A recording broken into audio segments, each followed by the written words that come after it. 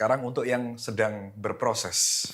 Wah, yang sedang berproses ya. Nah, kan kita tahu bahwa berdasarkan data selama 5 tahun pertama 50% bisnis itu gagal. Yes, jos. Nah, selama pengalaman Bang Sandi di dunia bisnis ini, apa yang harus dilakukan seorang pengusaha, seorang entrepreneur untuk 5 tahun pertama supaya mereka bisa survive? Tips apa nih, the best practice supaya 5 tahun pertama terlewati dan bisnis ini bisa bertumbuh semakin besar? And what not to do and what to do gitu, best practice-nya. Ini berbasis data Ya. ya. Jadi 50% itu sudah menjadi semacam hard numbers yang menjadi fakta. Bukan ekonominya, bukan di Indonesia aja, tapi di luar negeri juga. Jadi kan kita ingin jadi bagian yang 50% yang sukses. Benar.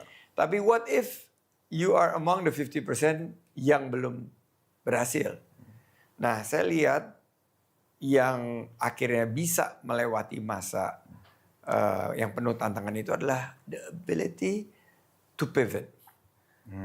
Jadi agility, resilience, terus ya saya bilang kerja keras, kerja cerdas, kerja tuntas, dan kerja ikhlas. Dan mereka itu bisa menyesuaikan dengan hard fact yang dia have to deal di lapangan gitu kan. Kalau bisnis kanvas kan enakan nggak coret-coret. Ya. Tapi begitu kita ada eksekusi di lapangan, ini beda kayak gini beda ya.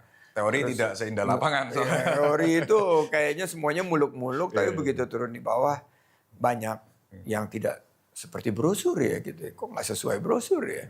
Nah itu yang kemampuan untuk pivot, kemampuan untuk bertahan, agility, kemampuannya untuk secara humble tanya ke orang lain. Nah ini entrepreneur sih mesti punya mentor, karena saya juga dulu punya mentor dan mentornya ini memberikan panduan-panduan nilai kepada saya, dan seiring jam terbang yang terbangun, kita akhirnya banyak perusahaan yang dari 50% itu 50 dari 50% itu berhasil pivot.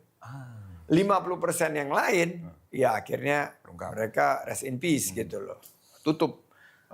Tapi ada juga yang berhasil pivot dan hasilnya lebih baik daripada 50% yang tadi udah melewati fase itu. Berarti pivot ini maksudnya ketika dilihat kondisi market tidak sesuai dengan produk kita ataupun whatever, kita harus bisa bermanuver ya? Iya, produk market fit-nya kan selalu harus di-evaluate. Yes. Terus strategi kita harus terus di-evaluate.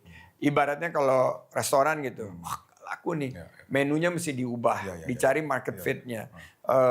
Karena lokasinya nggak bisa berganti-ganti secara cepat, ya mereka harus lihat mungkin dari segi temanya, mereka harus lihat dari promonya. Nah itulah kemampuan pivot-pivot yang harus dimiliki oleh para entrepreneur. Oke, itu the best practice yang bertahan survive. Nah, sekarang kesalahan apa yang paling common dilakukan oleh para pengusaha ketika mereka sedang berusaha? Kan kayak tadi saya bilang follower kita ini mungkin ada yang lagi dalam tahap membangun gitu Bang Sandi. Nah mungkin bisa dikasih panduan lah atau petuah dari kesalahan yang paling sering itu adalah mereka berharap cuan itu instan.